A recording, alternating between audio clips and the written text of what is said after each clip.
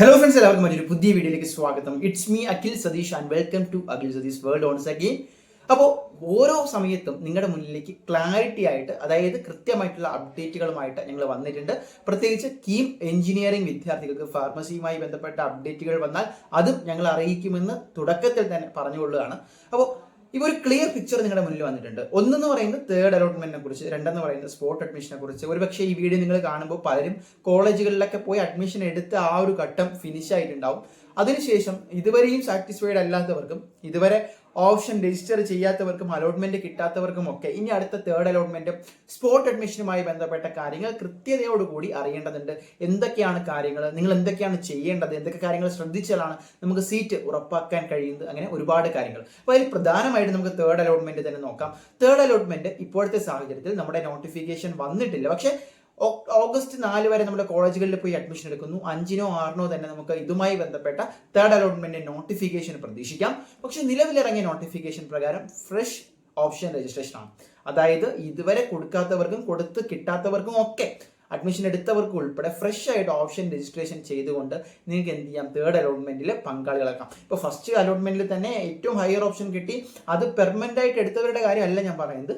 അല്ലാതെ still satisfied അല്ലാത്ത options ഒക്കെ ഉണ്ടവർക്ക് ഒരു ഫ്രഷ് ഓപ്ഷൻ രജിസ്ട്രേഷൻ ചെയ്ത് അതിന്റെ ഫീസും കാര്യങ്ങളും ഒക്കെ നമ്മൾ നോട്ടിഫിക്കേഷൻ വന്നാൽ മാത്രമാണ് നമുക്കത് പറയാൻ പറ്റുന്നത്, എന്തെങ്കിലും വിളവുണ്ടോ, ബാക്കി കാര്യങ്ങളൊക്കെ.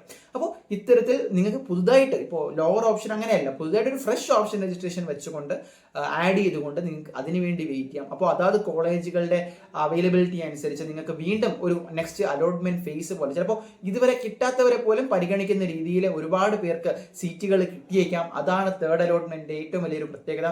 2023 വരെ ഇങ്ങനെ അല്ലായിരുന്നു, പക്ഷെ കഴിഞ്ഞ വർഷം ഇതുപോലെ തന്നെയായിരുന്നു. അപ്പോൾ അത് കഴിഞ്ഞിട്ട് അവിടെയും പിന്നീട് നിങ്ങൾക്ക് കോളേജുകളിൽ അഡ്മിഷൻ എടുത്തവർക്കാണെങ്കിൽ അത് റദ്ദാക്കിയിട്ട് തേർഡ് അലോട്ട്മെന്റ് കിട്ടുന്ന ഹയർ കോളേജുകളിലേക്ക് നിങ്ങൾക്ക് എന്ത് ചെയ്യാം, ഓപ്റ്റ് ചെയ്യാം. ട്രാൻസ്ഫർ ഡോക്യുമെന്റ്സ് ഉൾപ്പെടെ മേടിച്ചിട്ട് അവിടെ അഡ്മിഷൻ എടുക്കാം. ഇവിടുത്തെ അഡ്മിഷൻ റദ്ദാക്കാം. ഇനി സ്പോട്ട് അഡ്മിഷൻ എന്ന് പറയുന്ന ഈ തേർഡ് അലോട്ട്മെന്റ് പ്രൊസീജിയറും കഴിഞ്ഞിട്ട് നമ്മുടെ പ്രധാനമായിട്ടും ഗവൺമെന്റ് കോളേജുകളും IHRD കോളേജുകളും ഒക്കെ പങ്കെടുക്കുന്ന അവരുടെ കോളേജുകളിലെ വേക്കൻറ്റ് സീറ്റുകൾ, അതായത് ഓരോ കോളേജ് വെബ്സൈറ്റും ഓരോ ബ്രാഞ്ചിനും ഇത്ര വേക്കൻറ്റ് സീറ്റുകൾ ഉണ്ട് എന്ന് പറയും. അത് കോളേജ് വെബ്സൈറ്റ് വഴിയൊക്കെ പ്രസിദ്ധീകരിക്കും. കൃത്യമായിട്ടുള്ള ഡേറ്റ് നിങ്ങൾക്ക് കിട്ടും. അതനുസരിച്ച് നിങ്ങൾക്ക് ഒരു സെൻട്രലൈസ്ഡ് സെന്റർ, ലൈക്ക് എല്ലാ കേരളത്തിന് മുഴുവനുമായിട്ട് ഒരു സെന്റർ അവർ പരിഗണിക്കും. അവിടെ നിങ്ങൾ ഹാജരാകണം, നിങ്ങളുടെ ഡോക്യുമെന്റ്സ് എല്ലാം ആയിട്ട്. അവിടെ നടക്കുന്ന സ്പോട്ട് അഡ്മിഷനിൽ നിങ്ങൾ എന്ത് ചെയ്യണം, പങ്കെടുക്കണം. അതിനനുസരിച്ച് നിങ്ങൾക്ക് ഒന്നോ അതിലധികമോ ഓപ്ഷൻസ് കിട്ടിയെന്നിരിക്കാം, പക്ഷേ ഫൈനൽ ചോയ്സ് നിങ്ങളുടേതാണ്. അവിടെ എന്ത് ചെയ്യാം, പങ്കെടുത്തുകൊണ്ട് നിങ്ങൾക്ക് കോളേജ് മാറുകയോ, ഇൻ കേസ് അത് എന്താണ് സാറ്റിസ്ഫൈഡ് അല്ല എങ്കിൽ നിങ്ങൾ ഓൾറെഡി അഡ്മിഷൻ എടുത്തിരിക്കുന്ന കോളേജുകളിലേക്ക് തിരിച്ചു പോവുകയോ ചെയ്യാം. ഇത്തരത്തിൽ വെറൈറ്റി ആയിട്ടുള്ള ഓപ്ഷൻ നിങ്ങളുടെ മുന്നിലേക്ക് ഉണ്ട്. അപ്പോൾ സ്പോട്ട് അഡ്മിഷനും തേർഡ് അലോട്ട്മെന്റിനും വേണ്ടി വെയിറ്റ് ചെയ്തിരിക്കുന്ന ഒരുപാട് പേർക്ക് ഈ ഒരു വീഡിയോ ഉപകാരപ്രദമാകുമെന്ന് വിചാരിക്കുന്നു.